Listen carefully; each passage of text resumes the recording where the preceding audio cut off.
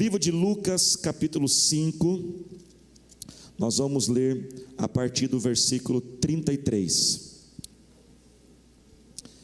Hoje, como diz, nós estamos dando abertura à nossa semana do renovo. Tenho certeza que essa mensagem vai falar grandemente ao seu coração, mas apesar, irmãos, dela ser tão poderosa e maravilhosa, porque ela é a palavra de Deus, ela ainda é apenas introdução só hoje, viu? Então eu tenho que até me segurar um pouquinho aqui hoje. Hoje nós vamos aqui ter essa introdução e durante a semana nós vamos aprofundar ainda mais nesse texto. E eles lhe disseram, Lucas 5,33: os discípulos de João jejuam e oram frequentemente, bem como os discípulos dos fariseus, mas os teus vivem comendo e bebendo. Jesus respondeu: podem vocês fazer os convidados do noivo jejuar enquanto o noivo está com eles? Mas virão dias quando o noivo lhes será tirado, naqueles dias jejuarão. Então lhes contou esta parábola: ninguém tira um remendo de roupa nova e a costura em roupa velha. Se o fizer, estragará a roupa nova, além do que o remendo da nova não se ajustará à velha. E ninguém põe vinho novo em vasilha de couro velha. Se o fizer, o vinho novo rebentará a vasilha, se derramará, e a vasilha se estragará. Ao contrário, vinho novo deve ser posto em vasilha de couro nova. Diga glória a Deus. Irmãos, todos nós aqui somos familiarizados com aquela expressão, talvez a maioria de nós já passamos por isso. Você já viu alguém dizer assim: ah, eu tenho uma pedra no meu sapato? Quem já teve uma pedra no seu sapato? Incomoda, não incomoda, né, gente? A pedrinha pode ser desse tamanhozinho assim, mas ela fica incomodando.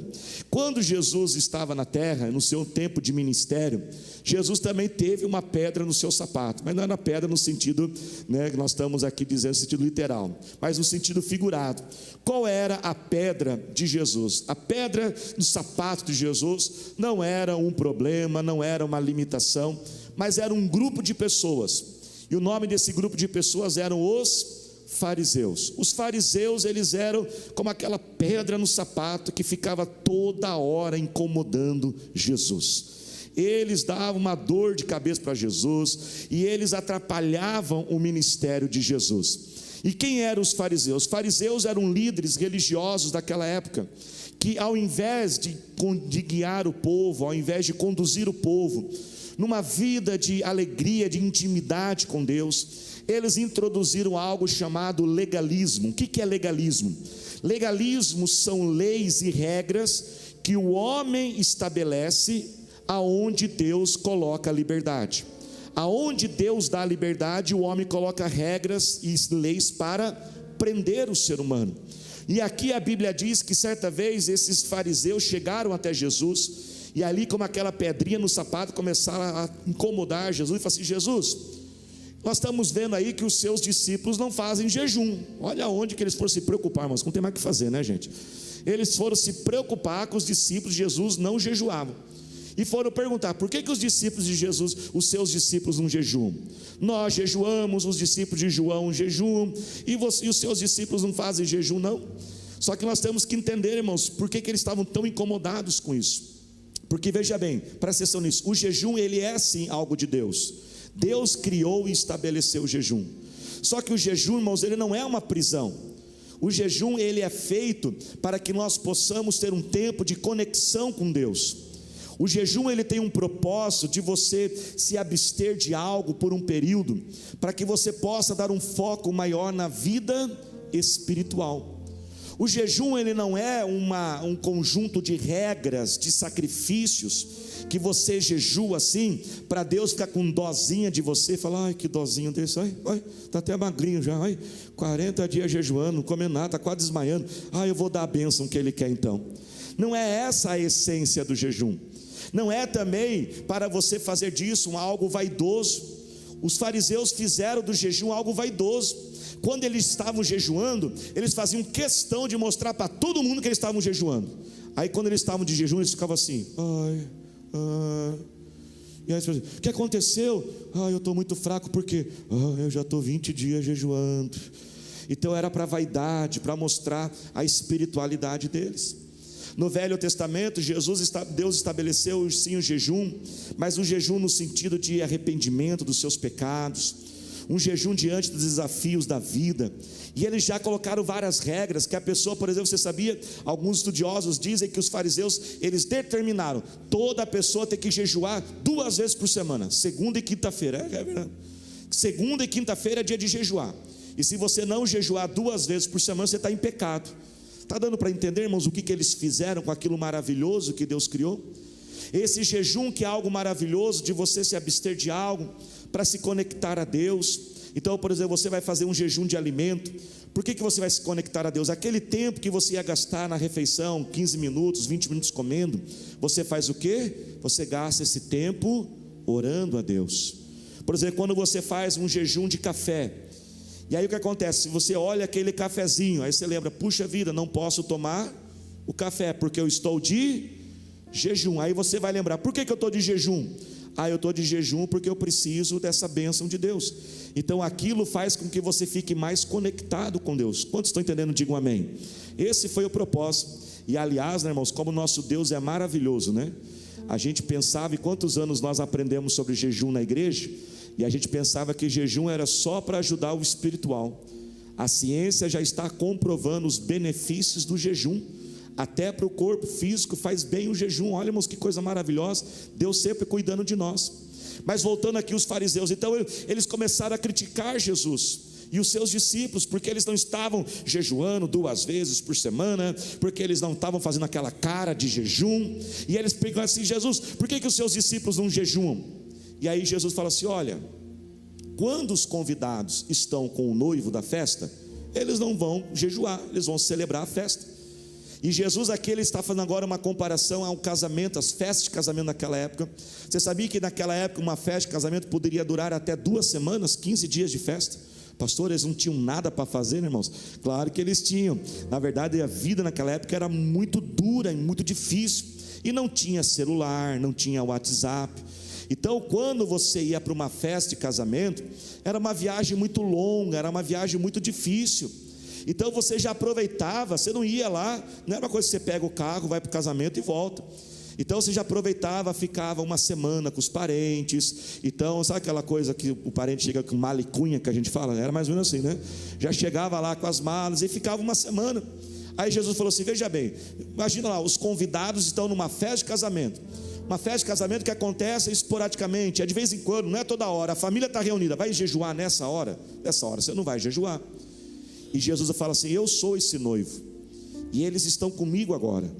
E agora é um tempo de festa, é um tempo onde eu estou levando eles o amor de Deus, levando eles a pregar a palavra, a curar os enfermos. Eles têm que aproveitar esse tempo comigo. Mas uma hora vai chegar a hora que eles vão ter que sim fazer os seus jejuns.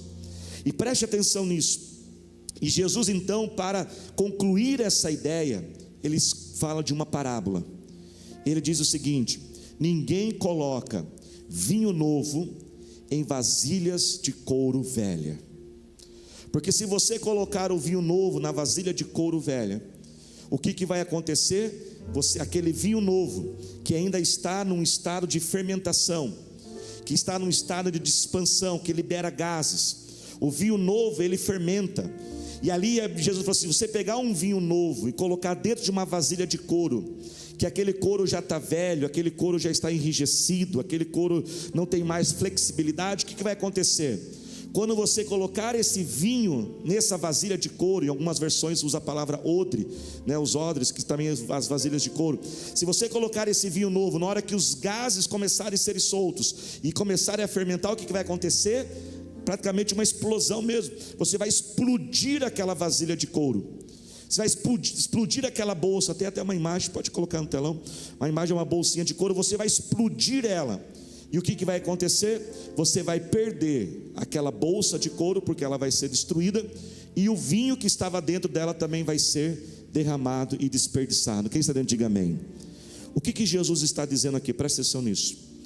Há 2 aplicações principais nessa parábola que Jesus está dizendo. Jesus está comparando aquele sistema religioso judaico dos fariseus à vasilha de couro, uma vasilha dura, enrijecida, que não é capaz de receber aquilo que de novo que Jesus está trazendo. Jesus fala assim: olha, eu estou trazendo algo novo, mas vocês não estão preparados para receber isso. Durante essa semana nós vamos ministrar um pouco sobre como que nós podemos ser esse recipiente que carrega aquilo que Deus tem para nós, porque essa é também a segunda aplicação dessa parábola. O odre aqui representa cada um de nós, a vasilha de couro representa cada um de nós, e o vinho novo representa essa presença de Deus nas nossas vidas, essa presença de Deus que quer ser derramada sobre nós, essa glória de Deus que nos enche, que nos preenche. Esse vinho novo representa aquilo que Deus tem para nós, e nós podemos começar a aprender aqui, que quando Jesus fala assim: olha, eu tenho um vinho novo para ser derramado, claro, não vamos entrar aqui no mérito de poder beber bebida alcoólica, essas coisas, mas nós vamos se atentar aqui à questão do odre e do vinho. Quando Jesus disse: eu tenho esse vinho novo, sabe o que Jesus está querendo dizer, irmãos? Presta atenção nisso. O que eu tenho para você, a minha presença é algo alegre. A presença de Deus, irmãos, é algo vibrante. A presença de Deus é algo que nos dá energia, que nos dá ânimo. Sabe, irmãos, igreja, ser de Jesus é algo maravilhoso. E muitas pessoas não entenderam isso ainda. Elas acham que ser de Jesus, presta atenção nisso, ela acha que uma pessoa cheia de Jesus é uma pessoa esquisita. Irmão, Jesus nunca chamou a gente para ser esquisito. Jesus chamou para a gente, nós sermos diferentes, sermos o sal e a luz nessa terra, fazer a diferença. Ser diferente é diferente de ser esquisito. Se você quer ser esquisito, seja por conta própria, mas não coloque que para ser cristão tem que ser esquisito, falar esquisito, se vestir esquisito. Não é aí que está a diferença. Como servos de Deus, cheios dessa vida cristã, vida de Jesus, nós somos diferentes na nossa atitude, nas nossas reações, na nossa forma de pensar, na nossa forma de dizer. Quem está entendendo, diga amém. Mas ser de Jesus, irmãos, é algo vibrante, é algo alegre, é algo que enche o nosso coração de entusiasmo. Ser de Jesus também não é ser sério. Às vezes nós confundimos seriedade com ser cheio de Jesus. Não, nós podemos ser sérios por às vezes uma característica pessoal, podemos ter seriedade no momento da situação da vida, nossa vida, mas nós podemos ter seriedade com alegria também. Ser Jesus é ter esse vinho novo, esta alegria, não é ser chato. Aliás, irmãos, que grande oportunidade, né? Vira para o seu irmão e fala assim para ele assim: para de ser chato em nome de Jesus. Fala para ele. Veja bem, irmãos, muitas vezes nós achamos que ser de Jesus é ser essas coisas. Presta atenção, achamos que ser de Jesus é ser fariseu com cara de jejum, que fica andando assim. Não tem nada a ver isso, irmãos. O nosso Deus não é isso. Nós temos esse Senhor, nós temos essa presença, essa alegria do Senhor, esse vinho novo, essa presença especial do Senhor para nós. E nessa semana nós vamos orar para que Deus derrame esse vinho novo sobre a nossa vida. Veja bem, o que é esse vinho novo? Essa novidade de Deus na nossa vida. Quando nós ouvimos que Deus tem algo novo para a nossa vida, e Jesus falou assim: eu tenho um vinho novo para ser derramado, muitas vezes nós perdemos o que Deus tem para nós. Sabe por quê? Porque nós ouvimos a palavra de Deus com o padrão do mundo. E no padrão do mundo, nesse mundo, quando alguém chega e diz tem algo novo para você, geralmente o que você está pensando quando alguém fala tem algo novo? Geralmente esse algo novo no padrão do mundo é o quê? Um grande acontecimento. Não é assim mesmo? Um grande acontecimento, uma grande oportunidade, um novo emprego, um prêmio que vai chegar. Quando a gente ouve falar que Deus tem algo novo para a gente, muitas vezes associamos uma mudança de lugar. Deus vai te levar para um outro lugar, você vai sair deste lugar e vai para o outro. Quando ouvimos falar que Deus tem algo novo para nós, significa um novo projeto, uma nova ideia, algo que a gente vai receber, ou até mesmo algo que vai partir da nossa vida, algo que vai ser encerrado, um problema que dura por muito tempo vai ser resolvido. Mas preste atenção nisso, tudo isso também pode ser algo novo de Deus. Quando Deus fala que Ele tem algo novo para nós, pode sim realmente ser um projeto, um sonho, um filho, tantas outras situações e acontecimentos, mas presta atenção. Mas quando Deus fala desse algo novo, é algo muito mais profundo do que isso. Há uns tempos atrás, eu estava no meu devocional, orando, foi quando surgiu essa mensagem. Uma mensagem, irmãos, ela não começa 5 minutos antes do culto. Às vezes há mensagens que eu levo mais de um ano para pregá-la, preparando, refletindo, analisando, buscando do Senhor. E algum tempo atrás eu estava meio desanimado, como todos nós ficamos, seres humanos ficamos. E eu orei assim, falei: Deus, faça acontecer algo para me animar. Eu preciso que alguma coisa aconteça. Faz acontecer alguma coisa. Eu estou desanimado, Senhor, eu estou cansado. Eu preciso que alguma coisa aconteça. Se alguma coisa acontecesse, uma coisa nova que chegasse, ou um problema que fosse resolvido.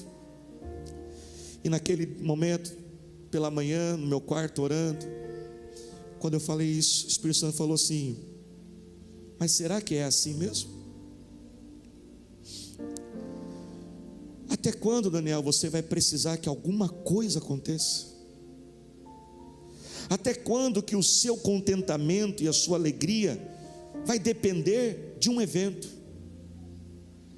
Vai depender de uma notícia, vai depender de uma porta aberta, vai depender de um elogio, vai depender de um projeto que dê certo. Até quando você vai depender disso? E o Espírito Santo começou a trabalhar em meu coração, falou assim: comece a pensar mais nisso, comece a orar mais nisso. E quando ali começando a meditar, eu falei, e o Espírito Santo começou a trabalhar, eu falei: não pode ser assim. Eu não posso viver assim. Eu não posso viver dependente, escravo de acontecimentos para eu estar contente. Porque se eu depender de um acontecimento, de algo que aconteça para eu me animar, uma hora ou outra, mais cedo ou mais tarde, pode levar muito tempo ou pouco tempo, o efeito daquilo vai diminuir. E aí eu vou ter que precisar de uma outra coisa. E aí eu vou ter que depender de outra coisa. E eu comecei a meditar sobre a questão dos vícios. Você sabe como que o vício funciona? O vício funciona exatamente dessa forma. O vício, ele é algo que te escraviza. Por quê? Porque você tem contato com aquilo, não é assim mesmo? O vício, aquilo que você tem contato, pode ser drogas, pode ser bebida. O vício pode ser exercício físico. Um vício nos dias de hoje pode ser redes sociais. Tem pessoas que são viciadas em fama, em seguidores. Outros são viciados em dinheiro, outros são viciados em trabalho. E aí quando você precisa daquilo para gerar um estímulo, o que acontece? O vício geralmente acontece assim, presta atenção nisso. Ele acontece geralmente assim: você usa aquilo e aquilo dá um pico de prazer, não é assim? Dá um pico de prazer. Só que com o tempo, o que vai acontecendo? Aquele prazer já não é alcançado mais com aquela dose que você usa. Então, como eu disse, essa dose pode ser drogas, pode ser uma quantidade de seguidores na internet. Não, quando eu tiver tantos seguidores eu vou ficar animado. Aí você alcança aquilo ali, aí você tem aquela sensação daquele prazer. Só que com o tempo, olha o que vai acontecendo. Com o tempo, você tem que usar doses maiores para alcançar o mesmo nível de prazer. E também sabe o que vai acontecendo? Com o tempo, a duração do prazer vai diminuindo. Então aquilo que durava 24 horas, 48 horas, 72 horas, vai o quê? Diminuindo. E aí você tem que consumir cada vez mais, doses maiores e mais frequentes. Será que nós não estamos viciados em acontecimentos para não estarmos satisfeitos? E tem que sempre acontecer algo maior, tem que sempre acontecer algo novo. E uma coisa acontece, algo bom acontece, Deus nos dá uma bênção, um elogio chega, aquilo enche nosso coração de alegria, aquilo nos anima, mas preste atenção, mas em pouco tempo, aquilo vai diminuindo, a duração daquilo, aí eu preciso de mais uma dose de um bom acontecimento. E aí eu preciso me aprofundar mais, eu preciso buscar doses mais fortes daquilo. Então eu começo a me intensificar naquilo que satisfaz a minha alma e que traz o contentamento. Quando estou entendendo, diga amém. E naquela manhã Deus falou assim: Daniel, não pode ser assim, não pode ser. E eu comecei, não pode ser assim, eu não posso viver dependente disso. A vida com Deus não pode ser assim. Como que alguém cheio do Espírito Santo pode viver dependente de acontecimentos, de fatores para gerar uma alegria?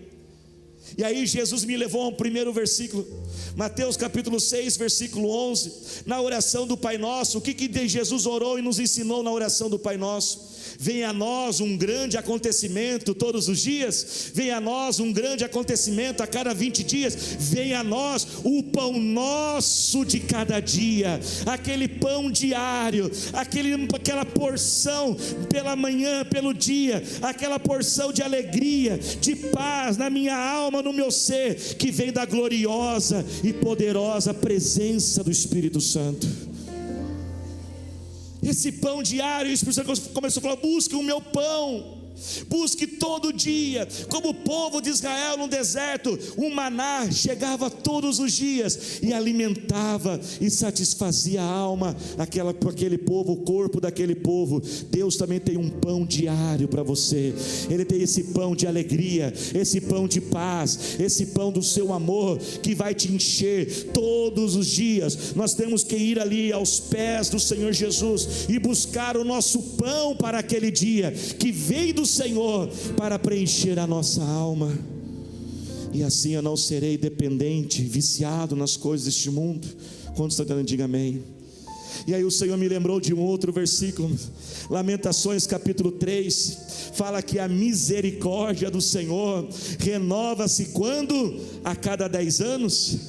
A misericórdia do Senhor renova-se a cada 5 anos. A misericórdia do Senhor se renova todo dia 31 de dezembro, quando o calendário vira, e no dia 1 de janeiro vem uma nova misericórdia. Não, a misericórdia do Senhor renovam-se a cada manhã, elas são inesgotáveis. Cada dia que começa, quando o sol aparece, a misericórdia do Senhor, ela vem sobre a sua vida. Sabe o que isso significa? Você não precisa de um calendário, você não precisa de um grande evento, você não precisa de uma grande oportunidade, você não precisa de uma grande notícia. Todo dia, quando você acordar, a misericórdia do Senhor já foi entregue para você, e você pode começar de novo, você pode consertar os seus erros, você pode viver algo novo a cada dia na sua vida. O Senhor manda te dizer: os seus pecados eu já perdoei. A cada dia que começa, você pode zerar. Sabe quando a gente faz o computador resetar? Você reseta o computador e começa tudo de novo. Olha que benção com Jesus. Com Jesus você pode começar tudo novo todos os dias, porque aquilo que aconteceu lá atrás não existe mais. O ontem não existe mais. Se você pecou, se você errou, se você falhou, mas você pediu perdão do Senhor, a misericórdia dele vem sobre você. Você pode começar de novo hoje. Você pode começar de novo o seu casamento hoje. Você pode começar o teu ministério de novo hoje, porque a cada manhã essa misericórdia, ela é derramada sobre você. Se coloque de pé na presença do Senhor Jesus. Você pode se colocar de pé dando um pulinho, glória a Deus. Misericórdia, que pulinho, hein, gente? Será que eu vi aqui de cima? Dá um pulinho, dá um glória a Deus aí. Isso. E um terceiro versículo que chama demais o nosso coração, fala o nosso coração. Neemias 8:10, ele diz o seguinte: a alegria do Senhor é a nossa força. Mais uma vez, a alegria do Senhor é a nossa força. Da onde vem a sua força? Da onde vem aquilo que te injeta um ânimo dentro de você?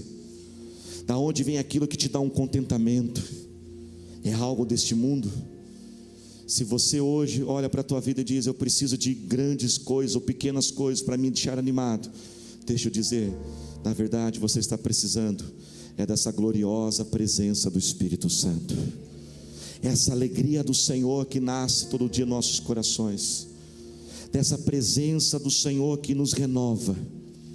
E pastor, mas Deus não vai fazer grandes coisas? Vai sim, e não haverá problema dele fazer. Aliás, presta atenção nisso. Quanto mais ele te encher, quanto mais ele preencher a tua alma e o teu coração, a Bíblia diz: e todas as demais coisas vos serão acrescentadas. Por isso que o cristão em Deus nos deu a palavra para nós esse mês de julho: a bênção vai correr atrás de você. Corra até Deus e a bênção corre até você. O Senhor está aqui para te preencher. Há um vinho novo para ser derramado sobre a sua vida, um avivamento espiritual, um renovo espiritual sobre você. Esse pão que vem todos os dias pela manhã para preencher a sua vida, essa misericórdia que se renova cada dia que você acordar, essa porção de alegria que vem do Senhor, que é a nossa força, ela está aqui. Por isso faça assim com as suas mãos agora. Comece a falar com o Senhor Jesus.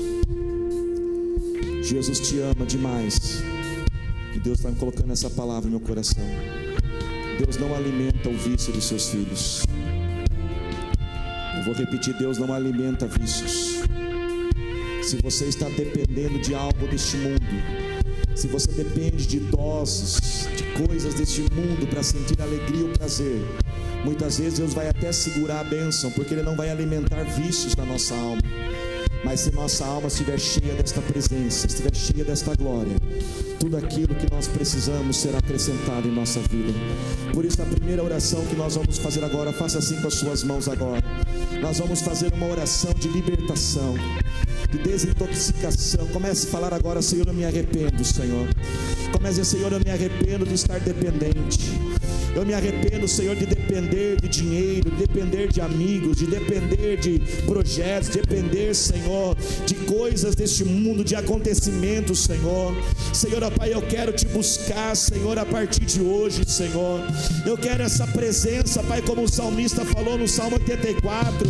Eu prefiro estar um dia na presença de Deus do que 1000 dias em outros lugares, Senhor. Senhor, ó Pai, eu declaro, ó Pai, nesse momento nós damos início a essa semana de renovo, Senhor. Semana, Pai, para renovarmos o nosso espírito, renovarmos, ó Pai, a nossa sede por Ti, a nossa sede pela Tua presença, Senhor. Estamos aqui para buscar esse pão nosso de cada dia, Senhor. Ó Deus, ó Pai, não vivemos dependendo daquilo que o mundo quer nos oferecer, porque jamais será o suficiente o que o mundo diz, mas o Senhor é uma fonte inesgotável. Levante as suas mãos agora, comece a orar ao Senhor, comece a buscar o Espírito Santo, comece a pedir: Senhor, eu quero Sua presença. Senhor, eu declaro um reavivamento espiritual. Toda frieza espiritual vai saindo agora. Senhor, traga agora, Pai, uma fome, uma sede. Jesus é aquele que te preenche. Só Ele preenche a tua alma. Não há projetos, não há conquistas, não há nada que possa te preencher. Somente o Senhor Jesus. Levante as suas mãos e cante com toda a sua força. É que a taça pegou fogo e não se consumiu, e a voz que saiu dela um dia me atraiu, e o meu coração queimou até que descobriu que um dia contra a glória, um dia contra a glória vale mais que 1000. Vale mais, Senhor. Vale mais. Dê a mão para a pessoa que está do seu lado agora. Segure a mão dessa pessoa e comece a orar junto com ela agora. Você que ora em línguas, comece a orar em línguas agora. Você que não é batizado, Jesus está aqui para te batizar agora. É Ele que te preenche, é Ele que te enche, é Ele que te satisfaz.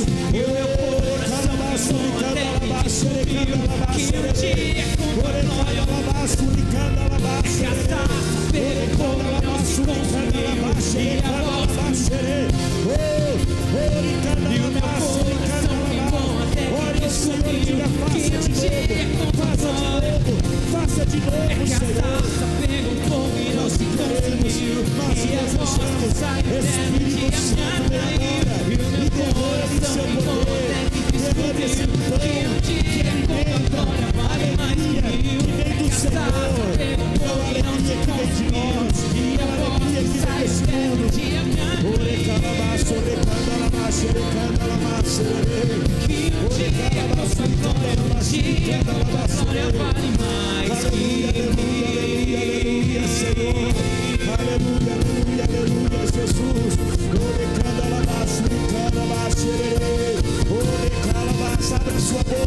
Abra sua boca e diga: me encha, Espírito Santo, encha-me do teu poder, encha-me da tua unção, encha-me, Senhor. Abra sua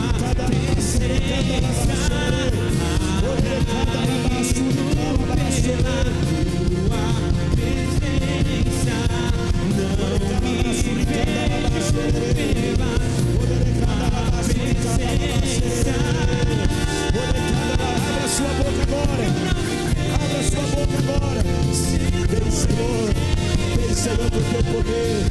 Vem, Senhor, com o teu poder.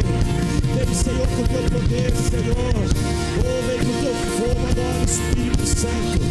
O fogo que queima o pecado, o fogo que queima o desânimo, o fogo que queima a tristeza, o fogo que queima as preocupações, o fogo que queima a raiva, o fogo que queima o ódio, o fogo que queima a ansiedade, o fogo que queima a depressão, o fogo que queima toda a confusão, o fogo do Espírito Santo.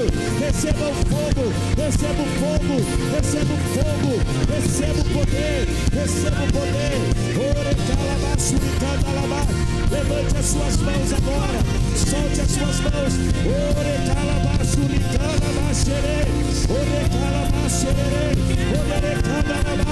Faz de novo, faz de novo. Não se consome, e a voz sai até dia da Espírito Santo, Espírito Santo, como fogo, como vento impetuoso. Não se consome, e a voz que sai até dia da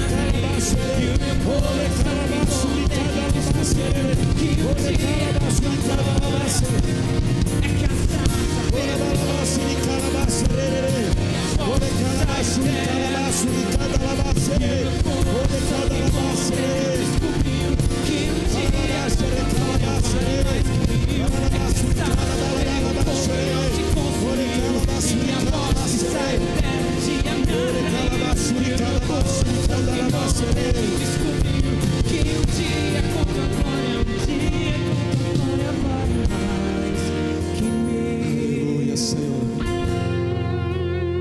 Aleluia, aleluia, aleluia, aleluia. Cante mais uma vez, só as vozes. Aleluia, Jesus. É que a sarça pegou fogo e não se consumiu, e a voz que saiu dela um dia me atraiu. E o meu coração queimou até que descobriu que um dia com sua glória muito mais que mim. É que a sarça pegou fogo e não se consumiu, e a voz que saiu dela um dia me atraiu. E o meu coração queimou até que descobriu que um dia com tua glória vale mais que mil. E a sarça Coloque a mão no teu coração. O teu coração já descobriu isso? O teu coração já descobriu isso? Só Ele pode te encher.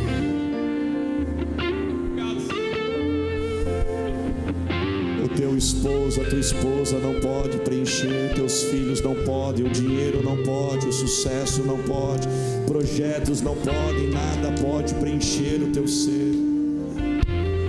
O teu coração já descobriu isso? O teu coração já descobriu que só Ele pode te encher. Você não precisa mais viver buscando. Jesus já está aqui na tua frente hoje, dizendo: sou eu que preencho a tua alma. Quando Deus criou você, Ele colocou dentro de você um lugar que pertence a Ele. Você vai querer buscar nesse mundo, você vai cobrar de pessoas. Você pode se matar de trabalhar. Você pode achar que quando você tiver 1 milhão vai resolver, mas na hora que você tiver esse 1 milhão, você vai descobrir que 1 milhão não faz nada.